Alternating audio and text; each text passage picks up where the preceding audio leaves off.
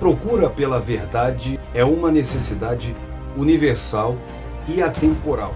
Com o ensinamento desta semana, poderemos perceber que o Senhor Jesus oferece a verdade absoluta que transforma e liberta a vida do pecador. Dessa forma, por meio dessa liberdade, as nossas vidas são profundamente impactadas, tanto de maneira prática quanto eterna. Eu sou Jonathan Cadiz e vamos estudar hoje mais uma lição da nossa Escola Bíblica Dominical.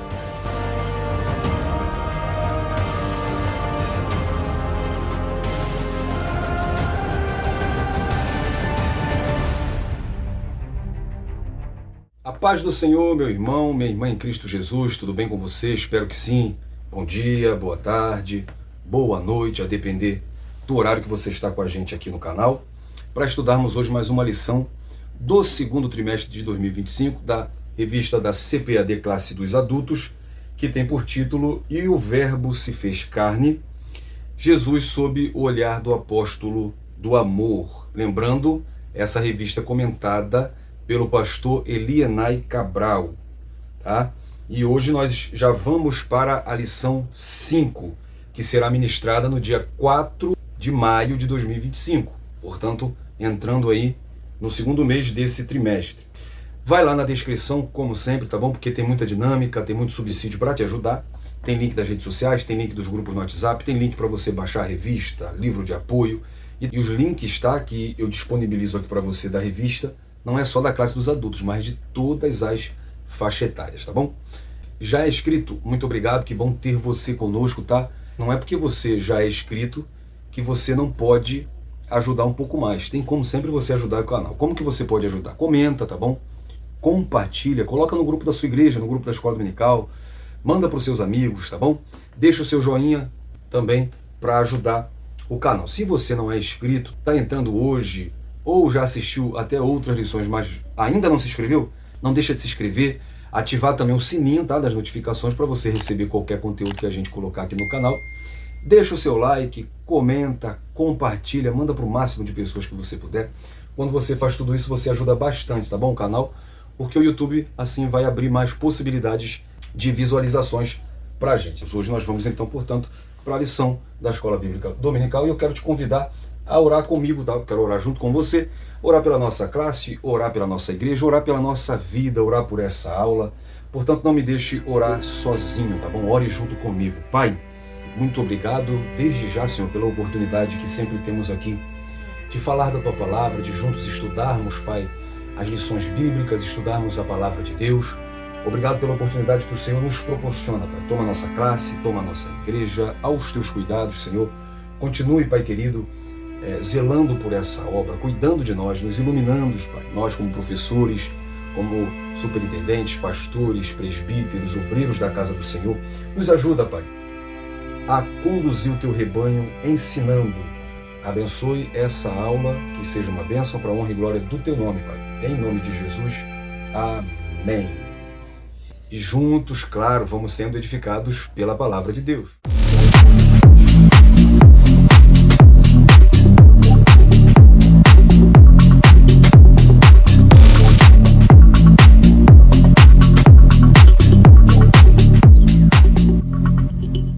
Meus irmãos, na lição passada, nós estudamos a lição 4, Jesus, o pão da vida.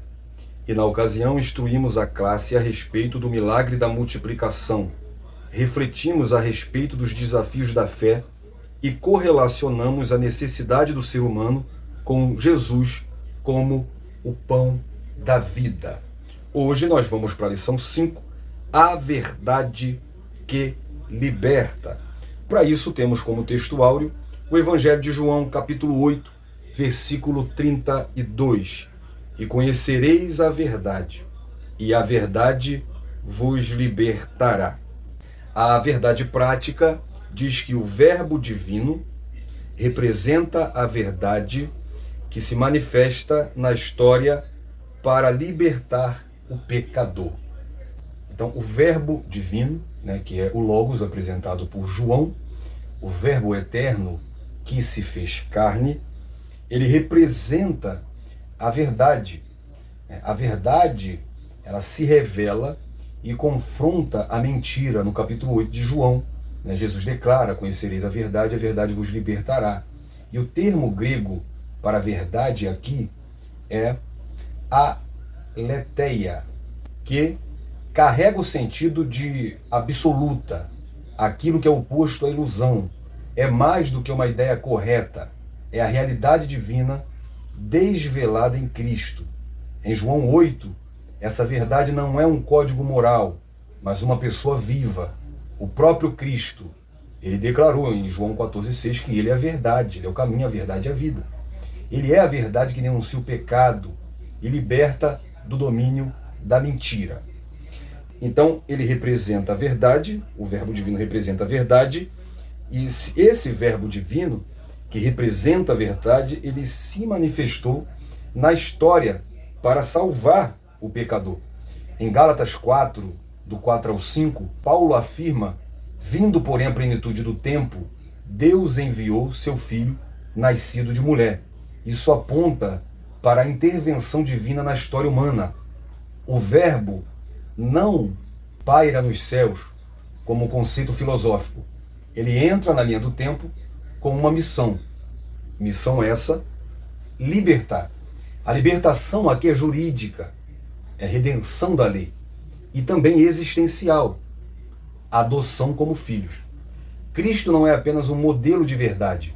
Ele é a verdade que nos resgata da escravidão do pecado, conforme Romanos 6, 17 e 18. Então esse verbo divino, ele representa a verdade e se manifestou na história para libertar o pecador. Portanto, o verbo divino é verdade absoluta, não apenas declarada, mas encarnada na história. Ele não é apenas mestre moral, mas o libertador que, pela verdade que é, salva o pecador da escravidão espiritual. Então, conhecer essa verdade é encontrar liberdade. E isso só é possível por meio de um encontro com o Verbo, que é Jesus Cristo. A leitura diária, segunda-feira, traz Mateus capítulo 20, 18, também João 8, 20. A consciência de Jesus a respeito da sua hora. Terça-feira, João 7, 16. A doutrina de Jesus, a verdade do Pai. Quarta-feira, João 8, 14. A verdade sobre si mesmo. Quinta-feira, João 14, 6. Jesus é a verdade encarnada. Sexta-feira, João 8, 31, 32. A verdade que o mundo precisa conhecer. Sábado, João 8, 41, 47. Jesus testifica de si mesmo como a verdade do Pai. Então, essa lição apresenta Jesus como a verdade que traz liberdade, demonstrando que ele a personifica por meio das suas palavras e ações. Vamos analisar como Jesus revelou a verdade em Jerusalém, desafiando as interpretações errôneas da lei. E examinaremos de que forma Jesus liberta o pecador, proporcionando verdadeira liberdade espiritual. Esse enfoque permitirá uma melhor compreensão do papel fundamental de Cristo como fonte de libertação para aqueles que pecam. A nossa leitura bíblica em classe se encontra no Evangelho de João, capítulo 7, versículo 16 ao versículo 18, também do versículo 37 e 38, e o capítulo 8, do versículo 31 ao versículo 36.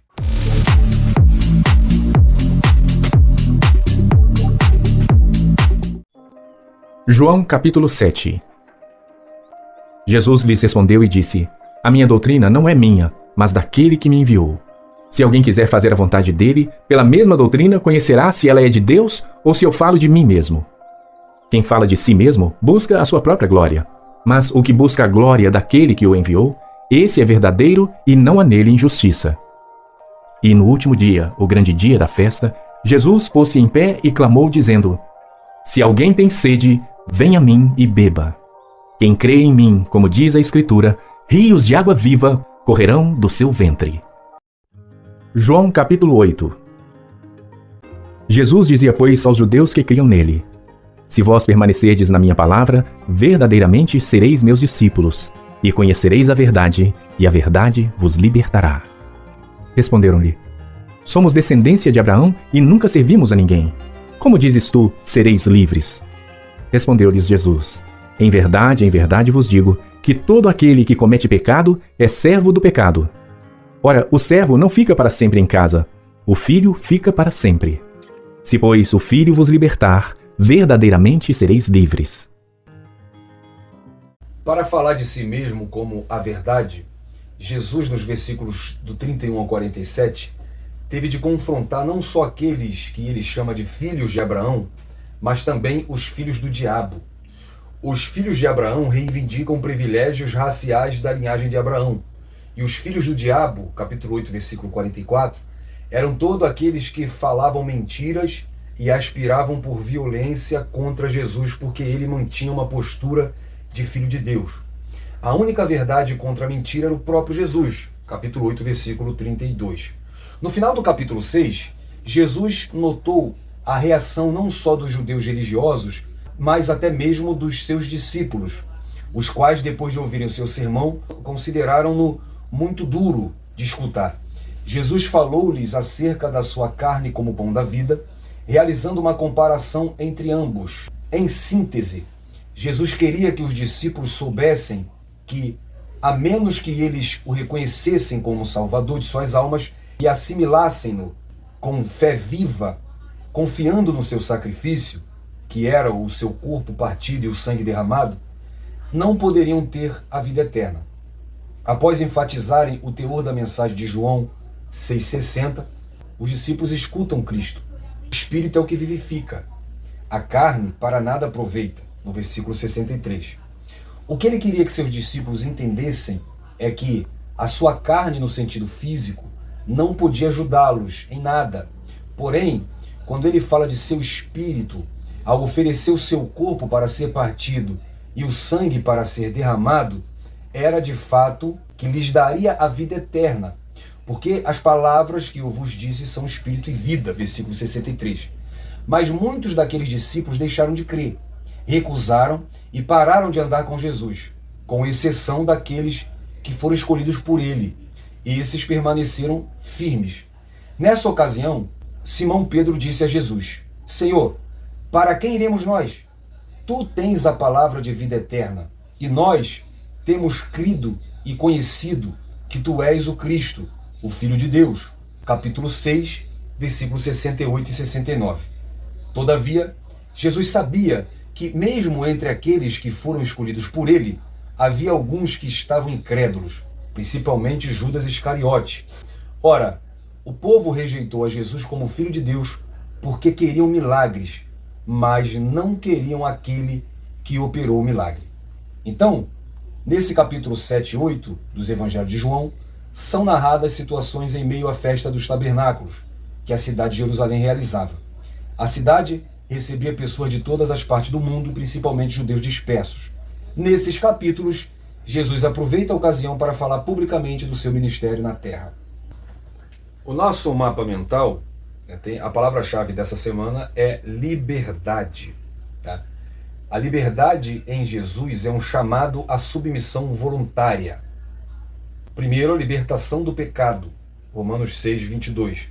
Segundo, a liberdade da maldição da lei, Gálatas 3,15 e também Gálatas 5,1. Em terceiro, a liberdade para servir, Gálatas 5,13. Essa é a virada que mata o ego. Jesus nos liberta para servirmos. Ironia divina. Quanto mais livres, mais servos por amor. No Novo Testamento, o termo grego mais usado para liberdade é eleutéria, que tem como raiz do adjetivo eleuteiros, livre, não escravo, usada para descrever uma condição de não ser cativo, não estar sob o domínio ou subjugação. Em termos teológicos, essa palavra carrega o peso de alguém que foi libertado de um jugo opressor. No caso, o jugo do pecado e da lei como condenação. Romanos capítulo 6, versículo 8 e Gálatas 5, versículo 1. Essa lição tem por objetivos explicar a verdade em Jesus desde sua saída da Galiléia para Jerusalém, descrever Jesus como a verdade diante dos fariseus e pensar em Jesus como a verdade que liberta o pecador. Essa lição está organizada da seguinte forma.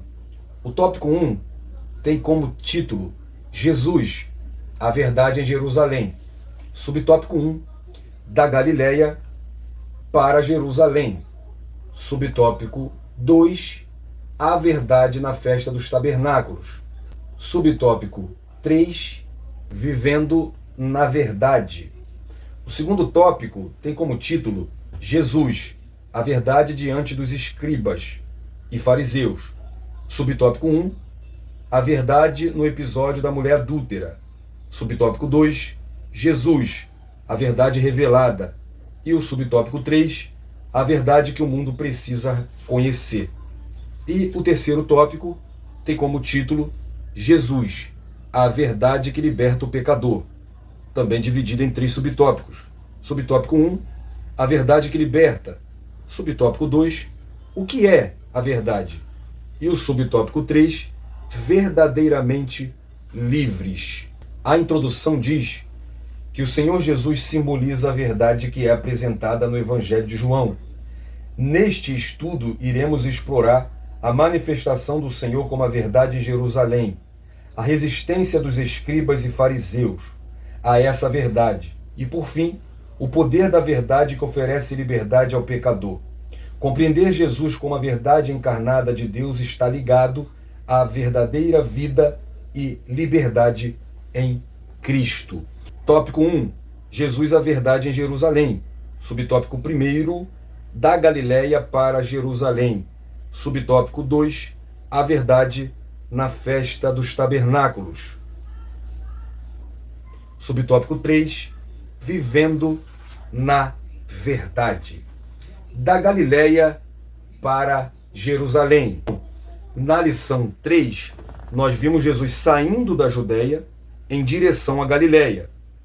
Ele para em Sicar, em Samaria, onde fica por alguns dias e continua sua viagem até a Galileia. Nessa lição ele sai da Galileia e vai para Jerusalém. É interessante que o texto nos revela que Jesus toma essa atitude para fugir dos judeus que planejava a sua morte. Os leões da época de Jesus não eram os animais como no tempo de Daniel, mas sim as autoridades do templo de Jerusalém, vestidas com falsa justiça de uma religião hipócrita. Eles buscavam matar Jesus por ele expor as suas ganâncias e ciúmes. Ele cura, cumpre profecias, perdoa pecados e glorifica ao Pai, sem pensar em si próprio. Diferente de qualquer líder, ele ameaça o poder dessas autoridades que agora forjam, preparam a sua morte. Agora, Jesus não foge por medo da morte, tá? Jesus mesmo declarou que ele sabia que ia morrer, como ia morrer, quando iria morrer. Ele mesmo disse que ninguém podia tirar a vida dele. Era ele mesmo que a oferecia. Portanto, Jesus nunca teve medo de morrer. O que acontece é que não é o tempo para ele morrer. Ele sabe como, ele sabe onde e ele sabe também o tempo que ele vai morrer. Mas continuando a leitura do capítulo 7, nós vemos que os irmãos de Jesus zombavam dele e não criam nele. Então quem recebe um propósito de Deus deve estar preparado para rejeição. E o próprio Jesus disse que a rejeição maior vem da sua própria casa, da sua parentela. Então, às vezes, até mesmo a oposição da sua própria família. Contudo, Jesus não estava preocupado com os planos terrenos, mas sim com os planos celestiais. Ele veio para cumprir a vontade do Pai e não a dele própria. Em João 6, 38, Jesus disse: porque eu vim do céu não para fazer a minha vontade, mas a vontade daquele que me enviou. Assim como Jesus, o cristão que recebe uma nova vida, ele não vive mais para realizar a sua própria vontade, mas a vontade do Pai, que lhe concedeu esse novo propósito. Então, de que Jesus vai fazer? Afirmando ainda não ser o seu tempo, Jesus ele vai sair da Galileia e vai ir para Jerusalém. Mas o que Jesus quer dizer quando ele diz que não é o seu tempo? É que ainda não havia chegado o momento que Jesus se entregaria, né, aos seus inimigos para ser crucificado, morto e sepultado para cumprir a justiça divina. Né? Jesus ele não morreu como um mártir, ele não foi apanhado, ele mesmo se entregou no tempo certo para cumprir o propósito de Deus. Né? Como eu disse lá em João 10:18, ele diz: ninguém tira a minha vida, pelo contrário, eu espontaneamente a dou. Eu tenho autoridade para entregá-la e também para reavê-la. Então esse é o mandato que recebi do meu Pai. Então, uma outra ocasião ele também diz que se ele quisesse, ele oraria ao Pai no momento que ele é preso, e o Pai enviaria legiões de anjos para defendê-lo. Mas ele quis se entregar. Então surge um novo momento, né, uma nova fase no ministério de Jesus. Então vamos ver as 3 fases do ministério terreno de Jesus. A primeira fase tem a sua iniciação ou preparação. Né? Os principais eventos são o batismo, né, por João Batista, em Mateus 3, a tentação no deserto, Mateus 4, a escolha dos primeiros discípulos, os ensinamentos iniciais na Judéia e Galileia, e o foco aqui é estabelecer a autoridade espiritual e iniciar o chamado dos discípulos. E essa primeira fase, ela tem uma duração aproximada de mais ou menos 1 ano. A segunda fase do ministério terreno de Jesus, tá? Porque o ministério de Jesus não terminou. Ele não começou na terra nem terminou na terra. É o ministério eterno que ele exerce até hoje. Ele é nosso mediador, ele intercede por nós. Tá? Agora, o verbo, ele encarnou, ele tomou a forma humana e ele teve um ministério terreno. Essa segunda fase é marcada pela popularidade. Né? A segunda fase do ministério de Jesus é a fase da popularidade. E os principais eventos são: grandes multidões seguem Jesus, milagres em abundância, expansão do ensino por cidades e vilarejos da Galileia. E o foco dessa segunda fase do ministério de Jesus é revelar o reino de Deus, chamar ao arrependimento e demonstrar o amor de Deus. E tem a duração de 1 ano a 1 ano e meio, essa segunda fase do ministério de Jesus. A terceira fase do ministério terreno de Jesus é a fase da oposição. E os principais eventos são a crescente oposição dos líderes religiosos, o anúncio de sua morte e ressurreição aos discípulos, a entrada triunfal em Jerusalém, a última ceia, o julgamento, a crucificação e a ressurreição. E essa terceira fase, ela terá como foco cumprir sua missão redentora, né, o sacrifício na cruz e vitória sobre a morte. E tem duração de aproximadamente 6 meses. A verdade na festa dos tabernáculos.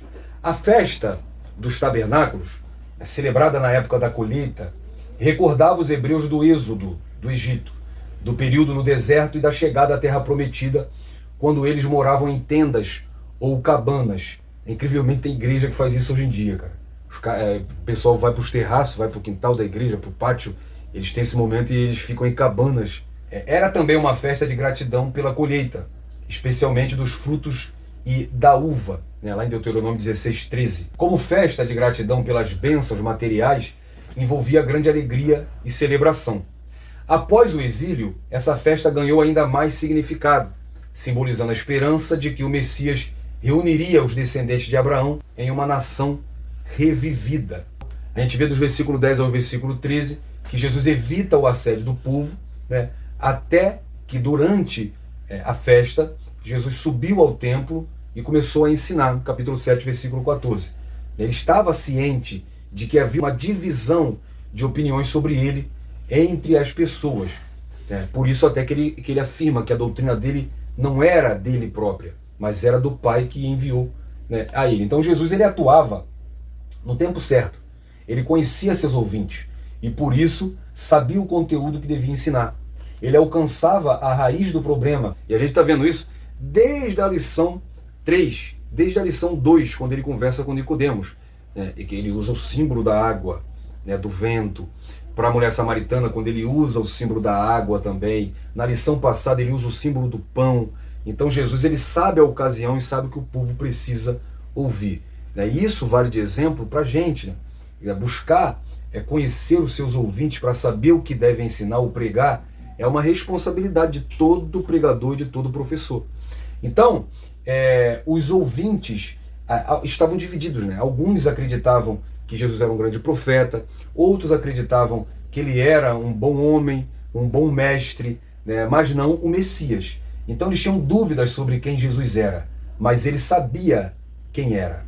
João Batista também sabia quem era e não aproveitou sua popularidade para ostentar ou reivindicar uma posição para a qual Deus não o havia chamado. Ele respondeu que ele não era o Cristo, e nem Elias, e nem profeta, mas a voz do que clama no deserto. Porém, quando ele vê Jesus, reconhece que Jesus sim era o Cordeiro de Deus, cujo ele não era digno nem de desatar as sandálias dos pés. Mas falando um pouquinho da festa do tabernáculo, né, que é a ocasião onde ocorre esse discurso de Jesus, a festa dos tabernáculos, ou a Sukkot, né? O nome e o significado, né, de Sukkot, né, é cabana ou tabernáculos.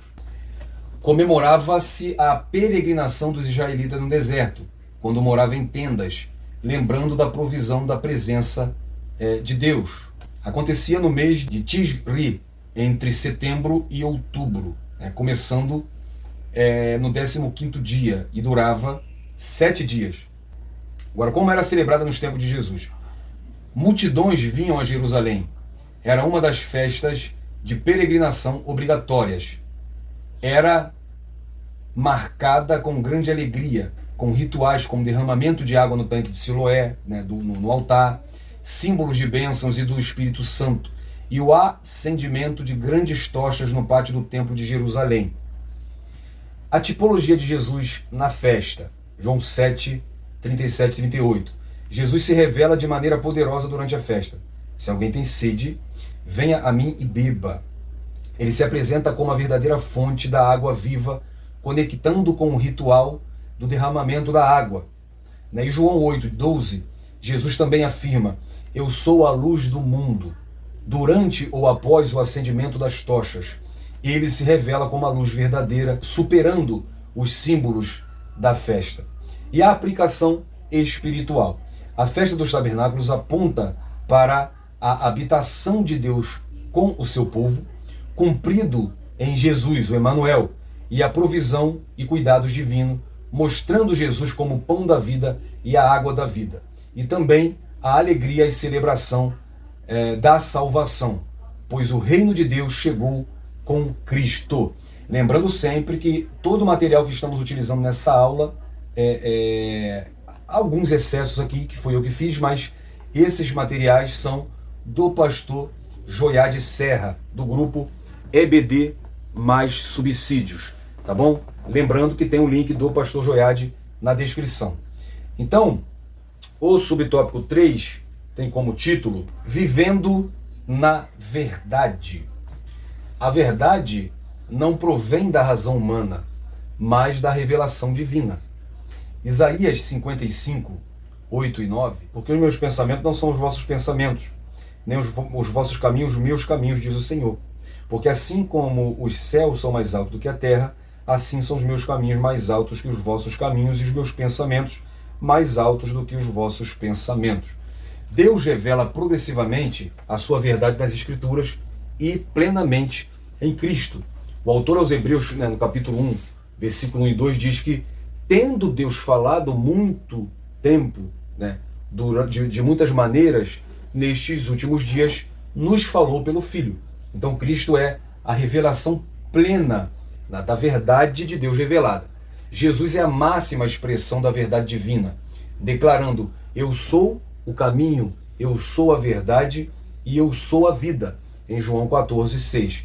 Então o Senhor Jesus é a verdade, a mesma verdade que se manifestou em Jerusalém, que esteve presente na festa dos tabernáculos e que através do Espírito Santo se faz presente em nós hoje.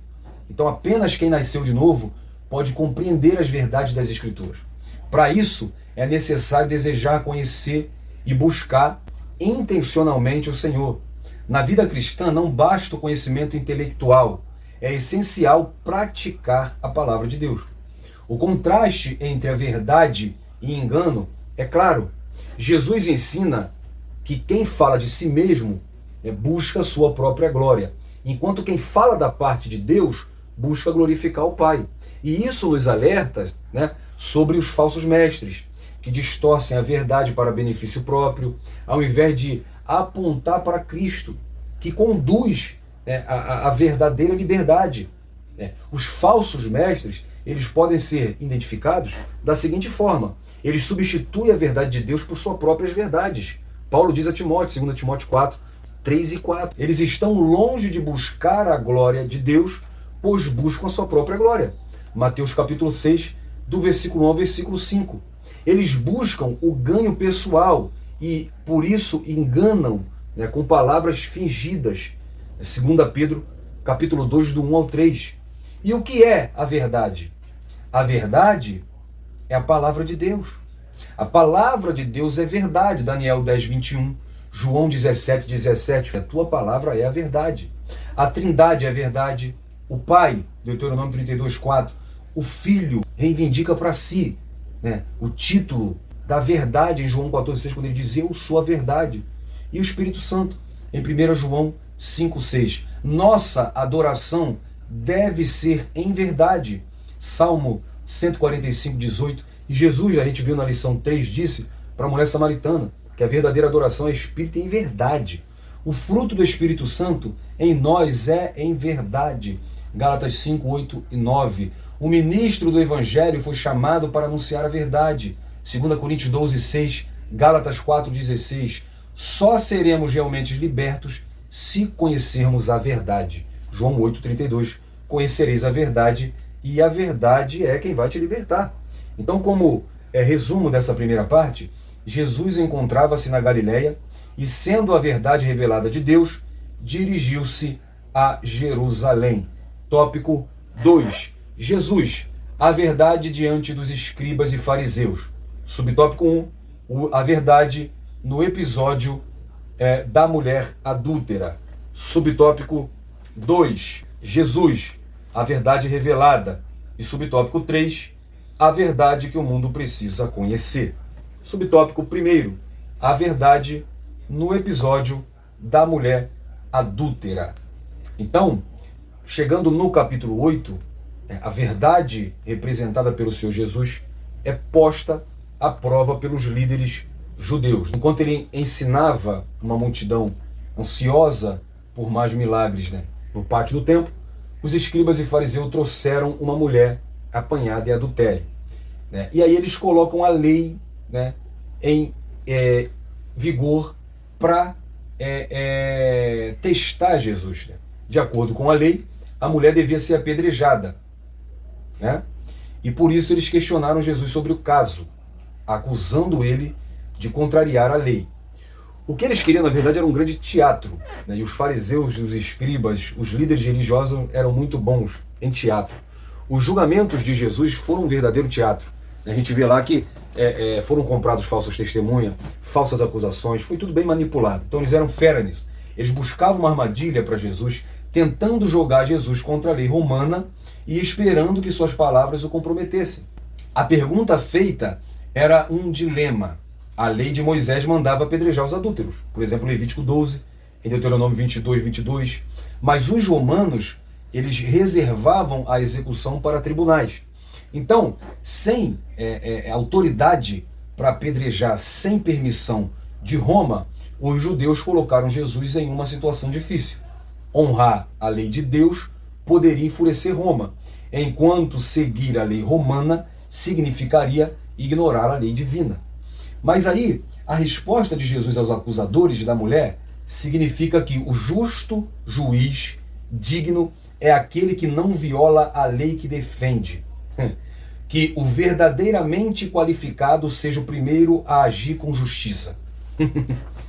Ele jogou eles contra a armadilha deles mesmos. É triste como muitos cristãos, gente, julgam e condenam os outros, ignorando que pelo mesmo critério também eles mereciam punição. Então a sentença do justo juiz, consideremos agora a sentença de Jesus aos dois tipos de pecadores, os acusadores e a mulher acusada de adultério. Aos acusadores, no versículo 7, Jesus diz: aquele que dentre vós está sem pecado, atire a primeira pedra contra ela. Então os acusadores começaram a sair do mais velho aos mais novos. E para a mulher pega em adultério, no versículo 10, Jesus diz: mulher, onde estão teus acusadores? Ninguém te condenou? Ela esperava ser condenada, mas agora, em seu coração, começa a nascer uma esperança de vida, de salvação e de libertação. Esse episódio da mulher apanhada em adultério ilustra a resistência dos escribas e dos fariseus em aceitar a verdade que Jesus apresenta. E rejeitar a verdade de Cristo não a altera. Em um mundo obcecado pela aprovação alheia, Jesus busca apenas alinhar-se à vontade do Pai, independentemente das opiniões dos outros. Agir assim impede que a oposição abale a nossa identidade. Se a nossa vida está sendo vivida alinhada com a verdade que é Cristo, nada pode ir contra essa verdade. 2 Coríntios 13:8 diz: porque nada podemos contra a verdade, senão pela verdade. Então, todo o capítulo 8 é um embate entre luz e trevas, entre verdade e mentira, paternidade divina e escravidão espiritual. Jesus declara: eu sou a luz do mundo, no versículo 12. E mais adiante, ele afirma: se vocês permanecerem na minha palavra, verdadeiramente sois meus discípulos, e conhecereis a verdade, e a verdade vos libertará. Então, aqui, o grego aletheia, para a verdade, sugere mais do que veracidade.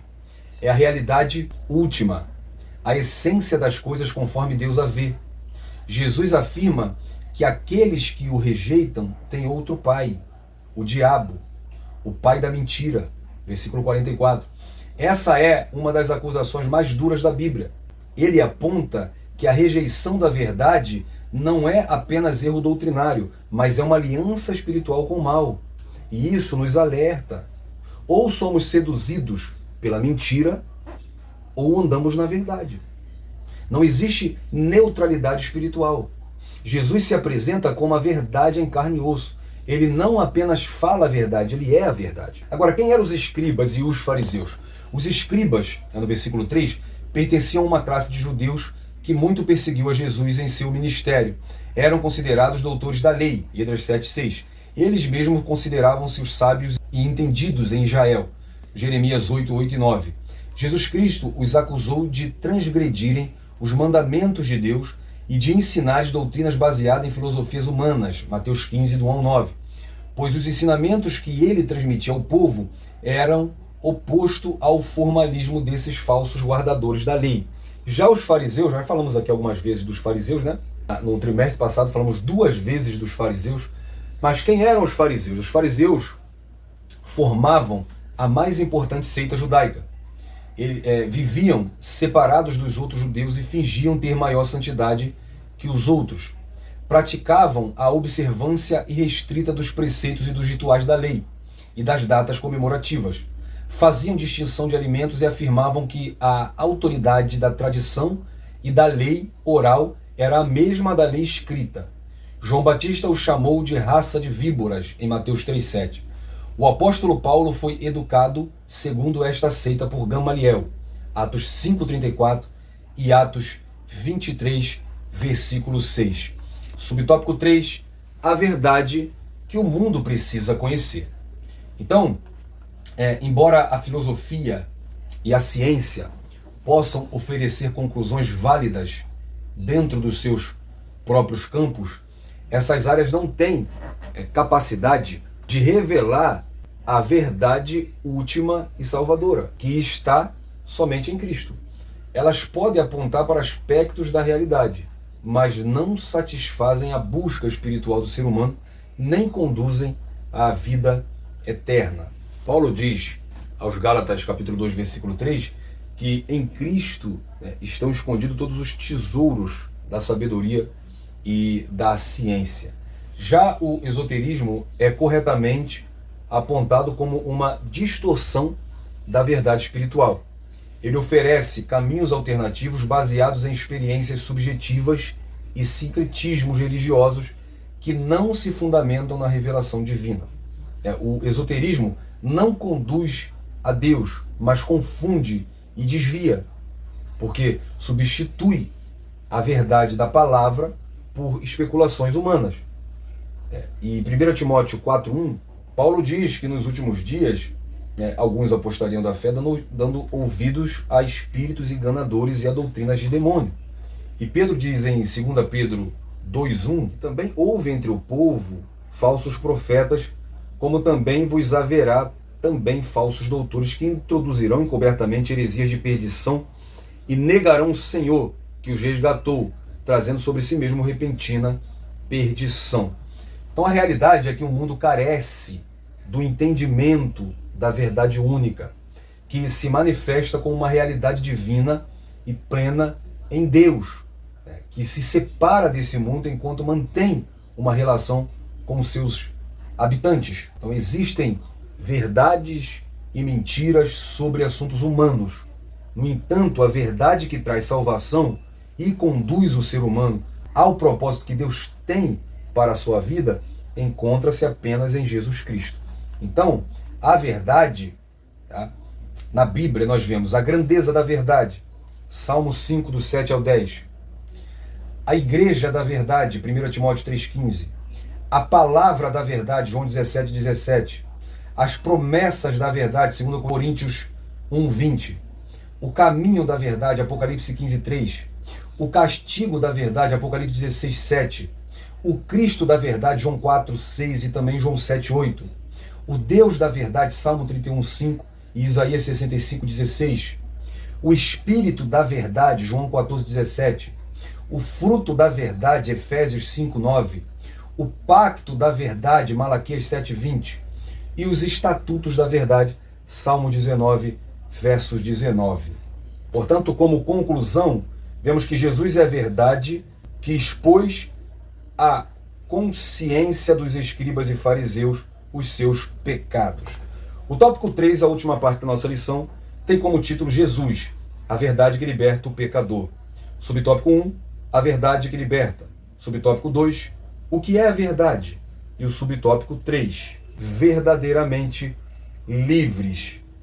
A verdade que liberta. A passagem de João 8, 31 ao 38 está intimamente relacionada com o relato da mulher adúltera. Assim, a vida do pecador que se arrepende estará garantida se realmente permanecer em Jesus.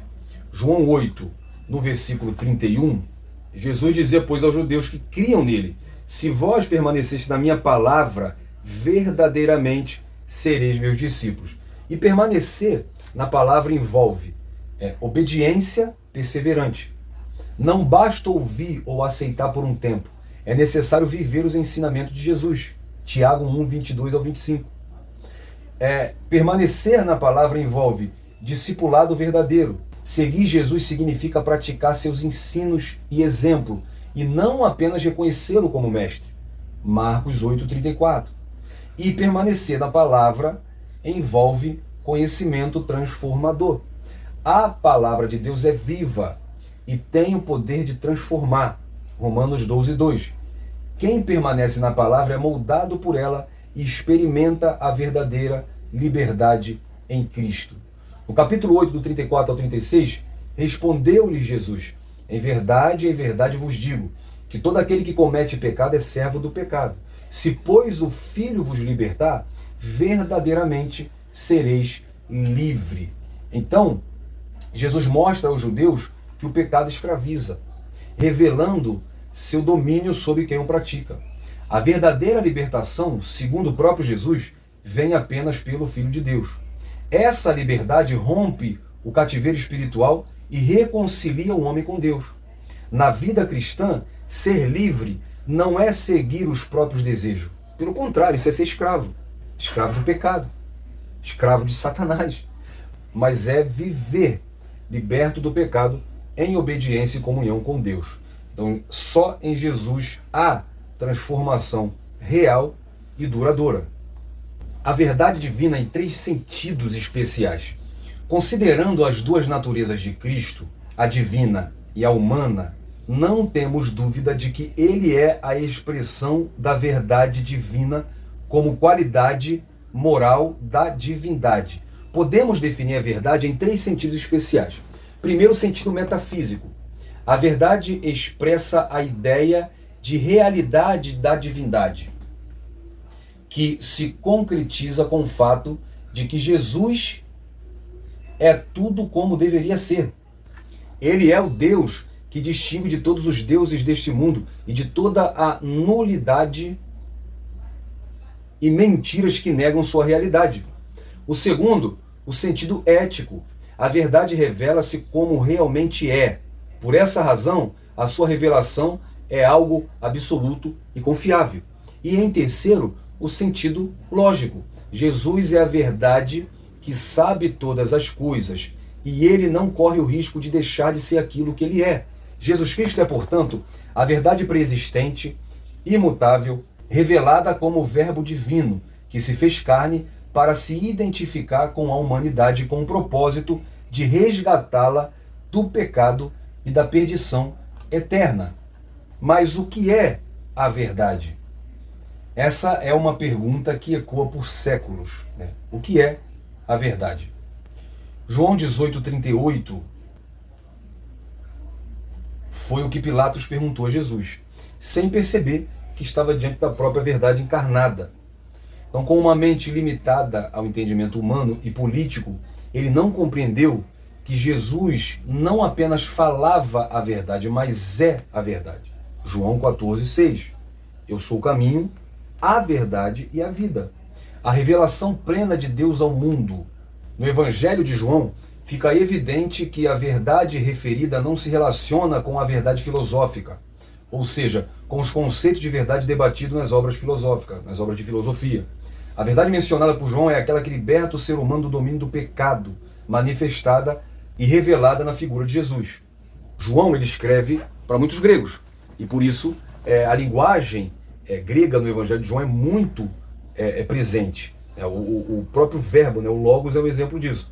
Quando João fala da verdade, ele não fala por acaso.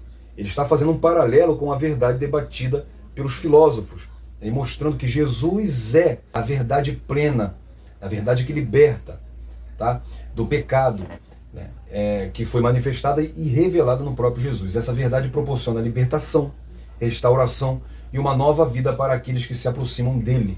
Só em Jesus alcançamos a verdadeira liberdade. A verdade é Deus. Jeremias 10:10. O Senhor Deus é verdadeiro. A verdade é Jesus. João 14:6. Eu sou o caminho, a verdade e a vida. O Espírito Santo nos conduz à verdade. Ele nos guia em toda a verdade. João 14:13. Então, ele capacita o entendimento da palavra de Deus, ele ilumina o coração e a mente e ajuda a discernir o que agrada ao Senhor e fortalece nossa permanência na verdade revelada. A verdade manifestada no Novo Testamento. Adoração verdadeira, João 4:24. Alegria verdadeira, 1 Coríntios 13:6. A mensagem da verdade, Gálatas 4:16. As promessas da verdade, 2 Coríntios 1:20. A coluna da verdade, 1 Timóteo 3:15. Inimigos da verdade, João 8:44. O caminho da verdade, Apocalipse 15:13. O Cristo, que é a verdade, João 14:6. O ensino da verdade, 1 Timóteo 2:7. O fruto da verdade, Efésios 5:9. Jesus é a verdade, porque ele é a luz verdadeira, João 1:9. O pão verdadeiro, João 6:32. O verdadeiro Deus, 1 João 5:20. A videira verdadeira, João capítulo 15, versículo 1. Subtópico 3, verdadeiramente livres. Em Adão, fomos gerados no pecado, devido ao pecado original. Em Cristo, somos gerados em justiça, tornando-nos pecadores arrependidos e filhos de Deus, com direito à vida eterna. Então, gente, a Bíblia é o manual da verdade revelado por Deus, sendo o guia infalível para a vida cristã. Ela é a verdade absoluta, como o próprio Cristo afirmou em João 17:17. Santifica-os na verdade, a tua palavra é a verdade. Como declara o salmista no Salmo 119, 160, a soma da tua palavra é a verdade, sem erros, tá? Ela deve ser a nossa referência em todas as áreas. A palavra também nos ensina a viver na verdade, iluminando o nosso caminho e nos livrando do engano. Salmo 119, 105. Lâmpada para os meus pés é a tua palavra e luz para os meus caminhos. Além disso, ela julga todas as coisas com precisão, discernindo pensamentos e intenções do íntimo do coração, conforme Hebreus 4:12. Se a Bíblia revela quem são Deus Pai, Deus Filho e o Espírito Santo, e o plano de salvação para a humanidade, por que não temos prazer em meditar de dia e de noite nela, a fim de termos um entendimento, como diz o próprio salmista? Então a verdade que liberta, Cristo, o libertador do mundo. Em Isaías 61, 1 e 2, o profeta já havia profetizado sobre a missão libertadora do Filho de Deus. Em Lucas 4, 18 e 19, Jesus assumiu a sua missão libertadora. Em Romanos 11, 26, Paulo cita uma profecia de Isaías dizendo: de Sião virá o libertador e desviará de Jacó suas impiedades. Em Colossenses 1,13, ele escreve: ele nos tirou da potestade das trevas e nos transportou para o seu reino de seu amor. Jesus Cristo, o libertador dos escravos do pecado. Somente Jesus tem autoridade para livrar o homem do pecado, porque ele próprio venceu o pecado. João 8,46 e Hebreus 4,15. Jesus é aquele que nos ama e em seu sangue nos lavou de nosso pecado. Apocalipse 1,5. Em Jesus Cristo temos liberdade. João 8,32. Gálatas 5,1. Romanos 6,18. Atos 10,38. Lucas 11, do 20 ao 22. Tá aí um monte de referência para você buscar. Quer ter esse cartazinho? Entra nas nossas redes sociais, clica aí no link das redes sociais do Pastor Joiade, entra para os nossos grupos aí no WhatsApp e você vai ter acesso a todos esses materiais. Então, meus irmãos, Jesus é a verdade que proporciona liberdade à vida do pecador. Como conclusão, a verdadeira liberdade só pode ser encontrada em Cristo. Portanto, aqueles que conhecem a Cristo e se mantêm na sua verdade não estão mais aprisionados pelo domínio do pecado ou de Satanás. A verdade de Cristo proporciona uma autêntica liberdade dentro de nós. Por isso, é urgente que o mundo venha a conhecer a Cristo.